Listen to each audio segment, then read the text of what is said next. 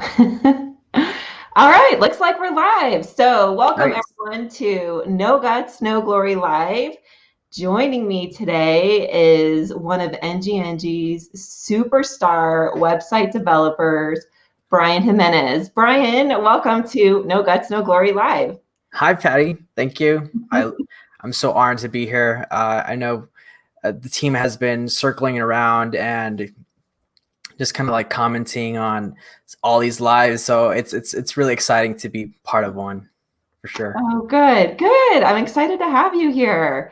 So, I cannot wait to hear your story today.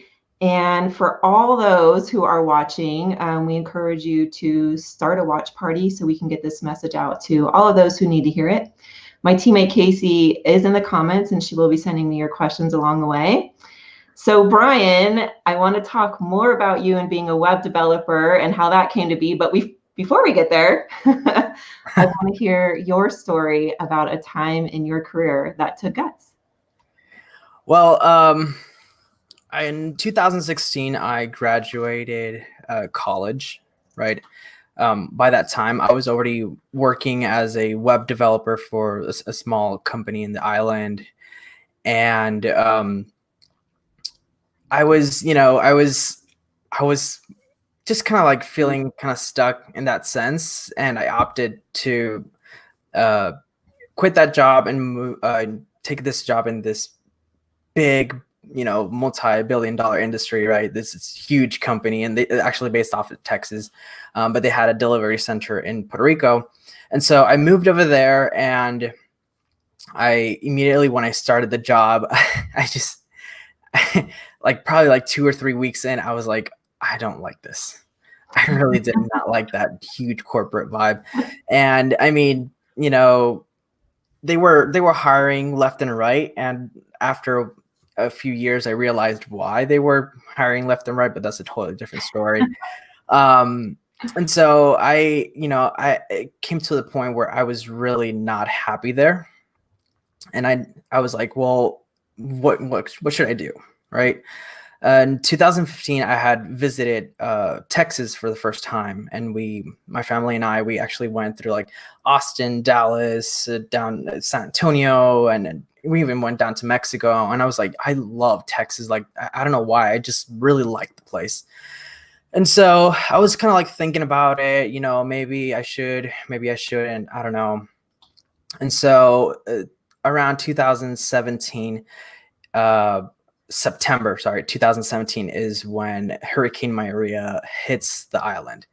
And it was just devastation left and right. And I think that was kind of like the point where I felt pushed. I was like obligated to move and do something different.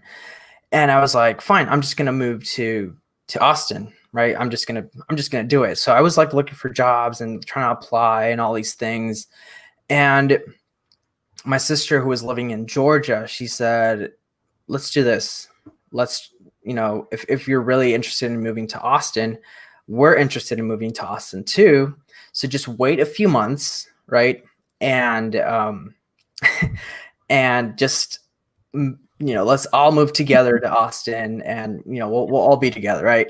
And I was like, well, okay, but I'm still looking for jobs. I'm trying to like just find something, right? Because I'm not just gonna move there, and I was too scared to just move there without any jobs or anything, right? Um, and I couldn't find anything. I really couldn't.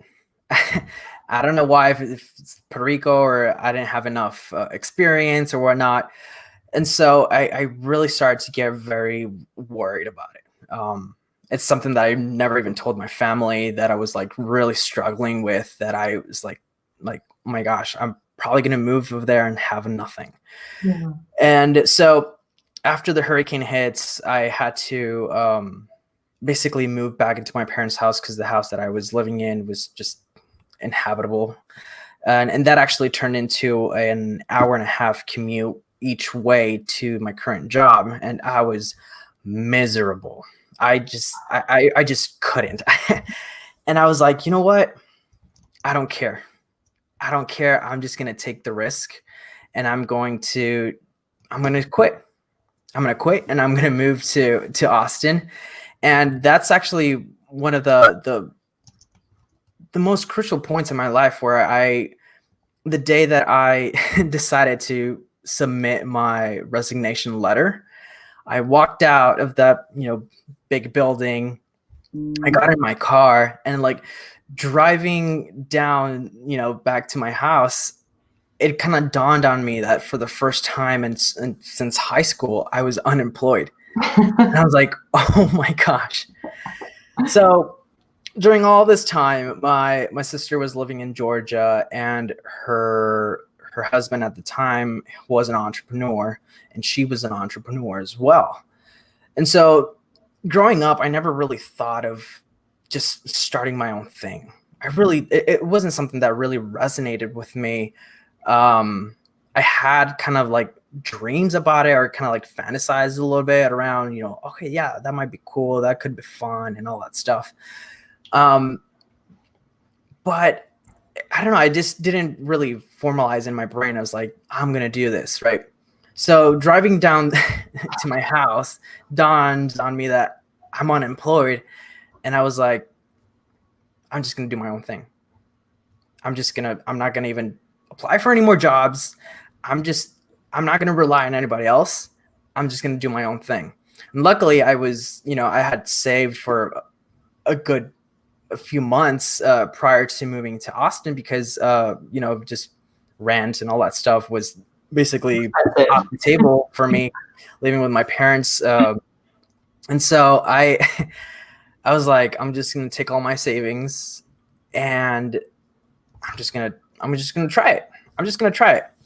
And so moving over to Austin, I mean, it's huge tech capital over here.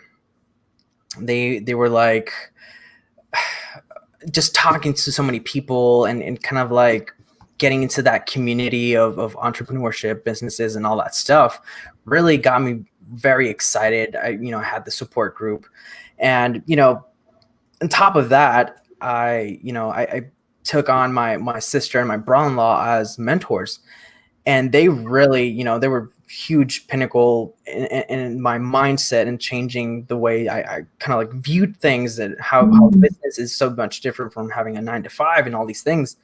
And so when I look back at, how much I mentally struggled with, what am I going to do? That uncertainty of basically starting from scratch, being born and raised in Puerto Rico, moving into a whole, I had visited Texas, but it's completely different when you visit versus when you live there, right? And so, it was definitely a really big mental battle for me, and going through that and actually pushing myself out of my comfort zone, out of like that, that known, and going into the unknown was, it was terrifying. But at the end of the day, I fell in love with Austin, and I love Austin. Been here for 3 years now, and it's somewhere that I see myself, living for the rest of my life. Honestly, creating a family, establishing here, and all these things. And so I actually I think it was 1 or 2 weeks prior to moving to Austin, I got this tattoo. It's basically like a lot of geometric shapes, but the whole entirety is an arrow, right? And it has really deep meaning to me, because I felt that 2017 was such a holdback. It was things left and right, coming from a kind of hard relationship to going through that hurricane and being without, having no electricity, no water for months, and not even knowing what to do. At one point I was in my car, parked next to a Burger King just to get some Wi-Fi so I could get some work done for that company, because they were shut down over there too, and gain some income that way. So I felt like that arrow symbolized a lot, has basically been pulled back in order to finally launch. And so I decided to build an agency around that. And it's called Black Arrow, where it's basically going through the hardships of being pulled back so you can actually launch forward. And so, yeah, at this point, after that, I joined NGNG, and it's been such a blast working with, the whole team, and like the clients are amazing. And I mean, it's only been what, 2-3 months? I don't remember. It feels like it's been longer than that, but I don't know. Time is weird these days during COVID. So Yeah. No, so kind of like late June, no, July actually. But yeah, it's been fun just to get to know everyone, how everybody has so much unique stories, just like mine, right? Kind of like creates that community. And yeah, I opted for, web design because that I essentially went to college for computer science, right? And I liked coding, but I was like, I'm a little bit more artsy than just straight up code, yeah. right? And I'm good Yeah, at code. I can work with code. But I was like, I kind of like a little bit more on the design things, and kind of like more on the marketing side of things as well. And so that's what I've been doing ever since. And what's interesting is that back in Puerto Rico, I was doing good, right? I had the good job, and it was stable and all these things. And it's funny because a lot of people would tell me, like, you literally are set for life. Like, you have such a great job.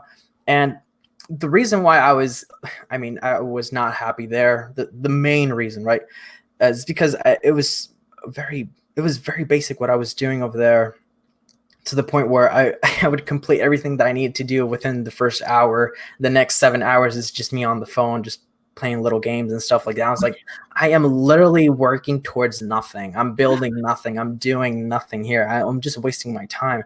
And the pay was great. I mean, for Puerto Rico standards, it was great. But I just needed something. I needed more, period. I just needed more.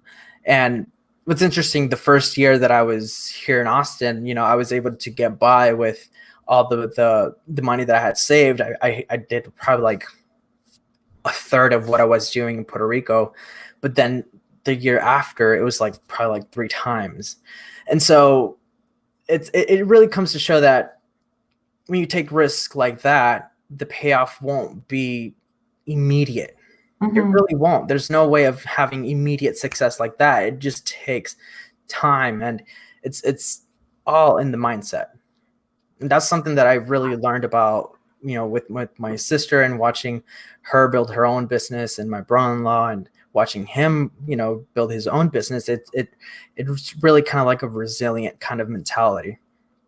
And so sometimes I feel like we really have to go through really hardships, like a hurricane, like just stripping off every basic things of life. Like, I don't know, like freaking food, the supermarkets were being raided, and we weren't getting supplies and stuff like that. So sometimes we have to go through these things to actually get into the mindset to actually push on and do all the things that I loved, And so it's when I really think about all these things, all those events led to where I am today. And it's beautiful. I love it. It's amazing. It's fun. It's interesting. And I never even thought I had opportunities to be in shows like this and just talk with such amazing people that, it really, you really don't think about it.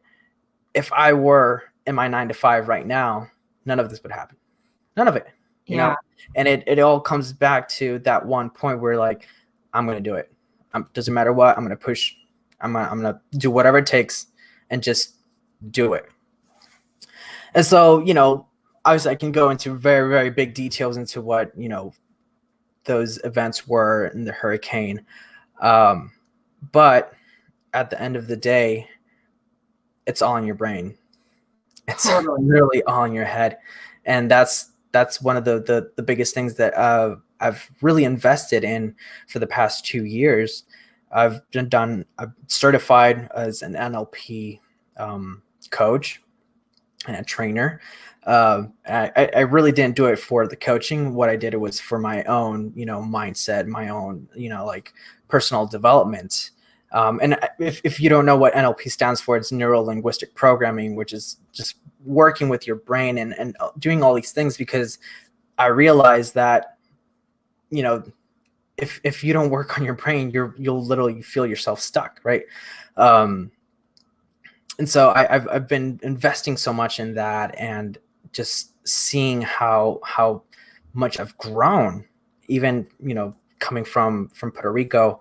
It's like, people on the island tend to have this isolated mentality. You are in an island, therefore you are enclosed. Like, this is all you can do. And it's kind of like limiting in that sense. And I see that in a lot of my friends that are still on the island, where they feel stuck, but don't know why. And so I always tell them, like, just move. Literally relocating from a physical location can really change your whole mindset. But yeah, I've been really investing in that, and that has paid off so much. And I was talking to Amber when we first spoke. I was literally going through one of the trainings, and I was like, I'm going through this 8-hour a day training, and Amber was like, I really need this project done. I remember when we brought you on, we had a lot of projects happening. So I was like, oh gosh, I have my own clients. I'm doing this training, plus, Amber wants me to help with these other clients. I was like, oh my gosh, what am I going to do? But again, I was like, I'm just going to do it. Doesn't matter what. Because I really felt a lot of hesitation when I first spoke with her. I was like, oh, Amber was amazing, and I loved her from the get-go. But I was like, I don't have the time. I literally don't have the time. But again, I was like, you know what? I'm just going to do it. Doesn't matter what. I'll make it happen. And I stayed up till like 2 and 3 in the morning each day, and just really put in a lot of time to my training, my clients, and then working with Amber and those clients.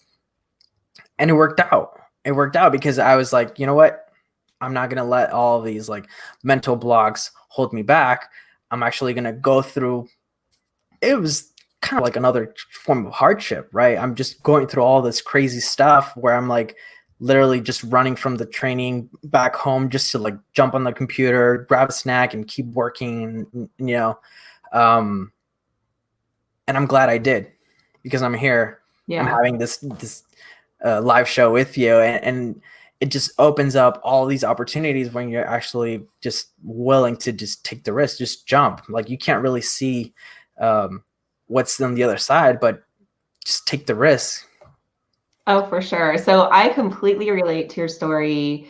I was at a corporate job there for almost 11 years, right? It was smooth. I have a mortgage. I have kids I need to feed, right? We got bills to pay, like everybody, right? No different. But yeah, and I had always been in the corporate world. My job before that, I was in that job for 10 years, and that was corporate. And so it's kind of like you, I never really thought about like doing my own thing or becoming an entrepreneur. And sort of like you said, for you, it was, you weren't really feeling fulfilled in your job, but then the hurricane happened. And there's a saying, it's not happening to you, it's happening for you.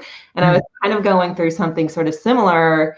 And it was, I think, the thing that I needed to kind of like push me. Like, I started thinking to myself, you were talking about mindset, and it was, okay, if you want something to change, then you have to change what you're doing, right? It's not just going to happen by itself. I mean, granted, your environment or something could change, but you still have to do something different, whether it's moving or, trying something different than you've always done. Because it was funny, I was thinking about changing jobs, but I was like, I'm just going to get into the same position I am now, and it's not really all that fulfilling for me at the moment.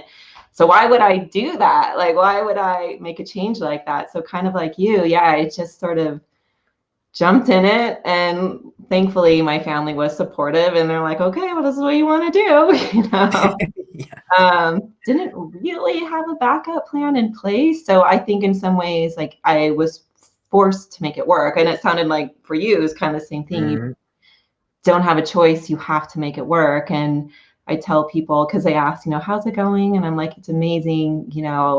Um, Yeah. Again, like your story, I think I've worked harder than I've ever worked, Yeah. but I love it. It's like work is almost nonstop in some way. It's so worth it. It totally is. Yeah. Oh my gosh, that was so good. Well, maybe I can ask you a couple questions just because you are an expert web developer.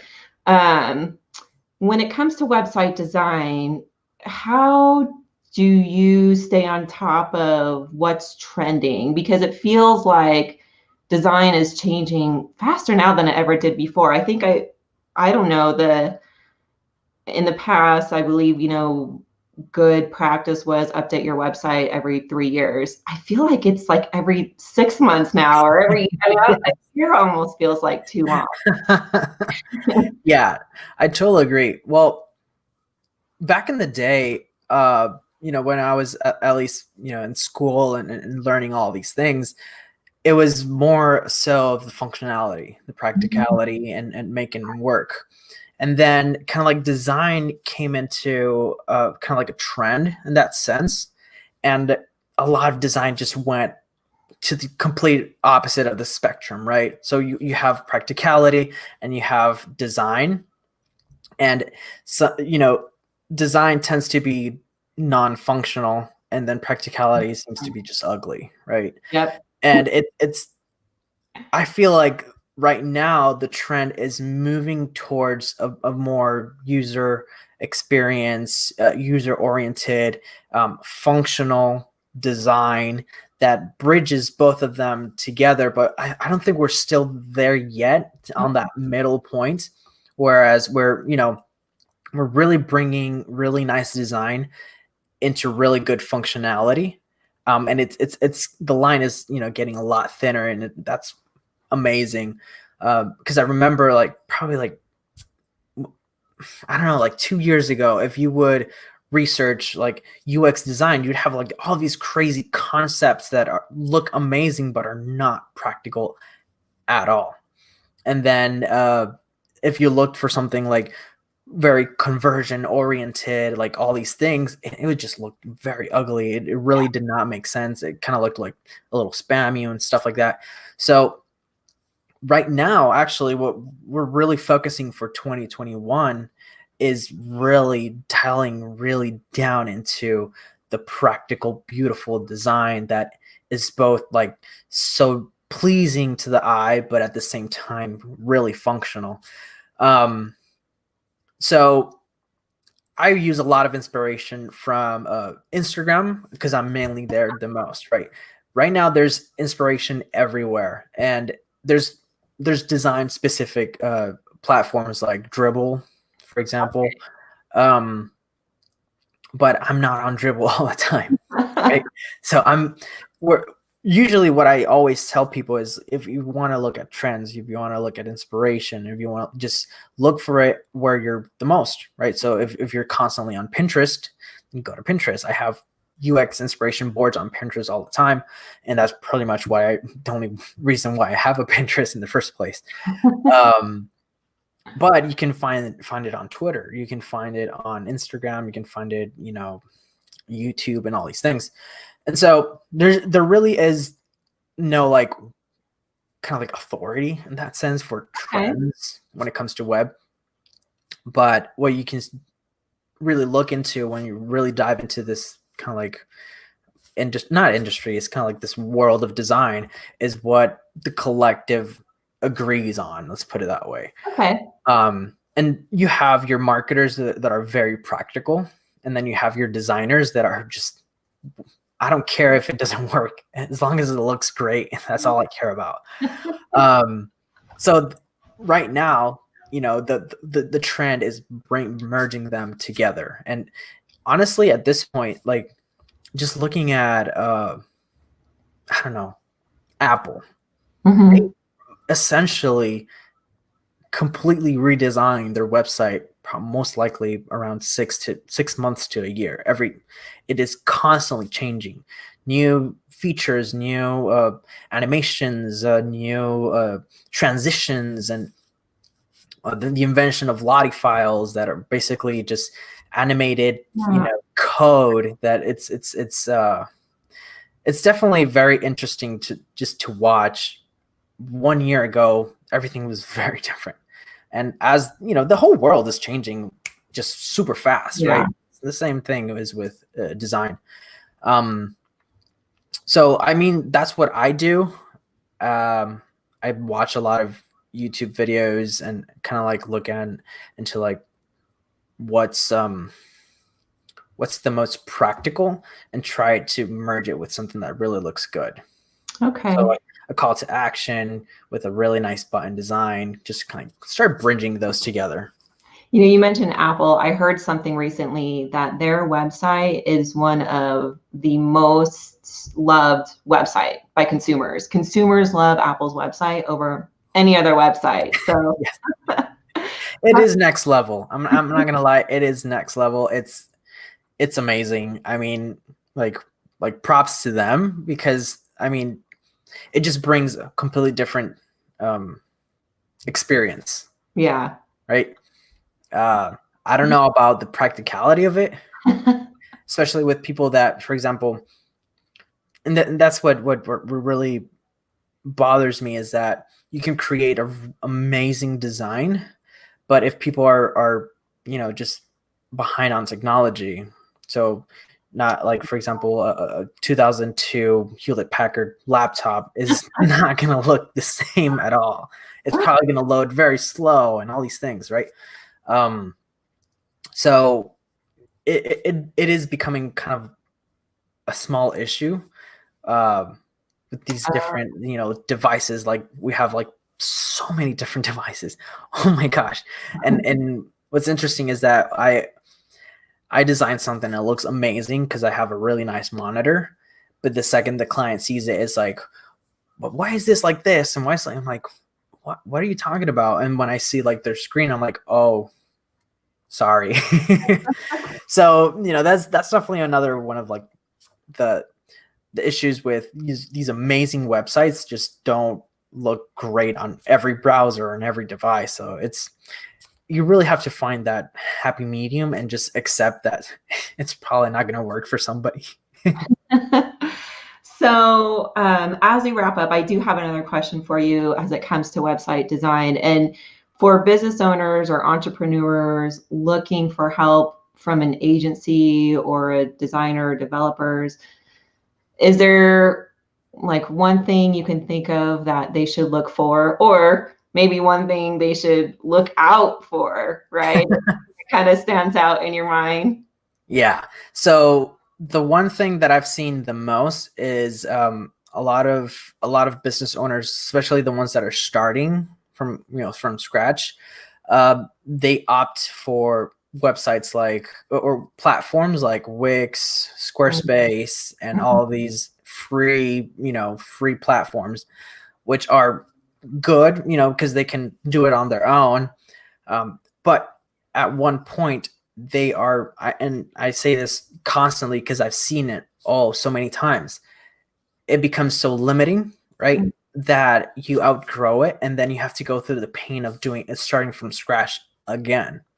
So if I'm not mistaken, don't quote me on this, I believe it's like a 60 to 70% of all websites out there right now are being run on WordPress. And it's the good reason why. WordPress is extremely versatile. You can do so many different things, from e-commerce to memberships to just a plain website to a whole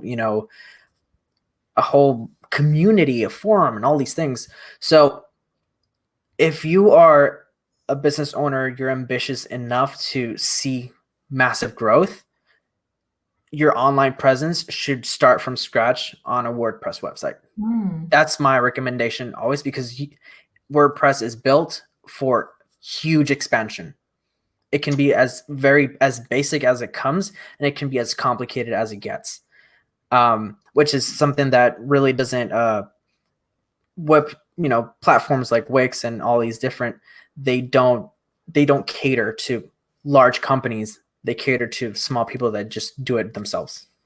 Oh, interesting. Well, that is good advice. Well, Bryan, thank you so much for sharing your story with us today and your insights as a developer. I'm going to have you back on. I think we should just like advice for entrepreneurs, right? I'm Um, all about it. yeah, this was so great. And for everybody watching, again, please start a watch party. You know, my hope is that we can share our message to those who need to hear it so that we can help you or others, find a career that is fulfilling. You not stuck where you're at. You can make a change. Age doesn't matter. It's just a number. Location doesn't matter. You Yep. can totally do it. Here's 2 stories of people who did it. So Yep. you got to get in the right mindset, right? And sometimes you just got to take that first step and you got to change something, right? If you want to change, you've got to change. So 100%. Thanks so much, guys. I hope you all have a wonderful afternoon and we'll see you soon. Thank you.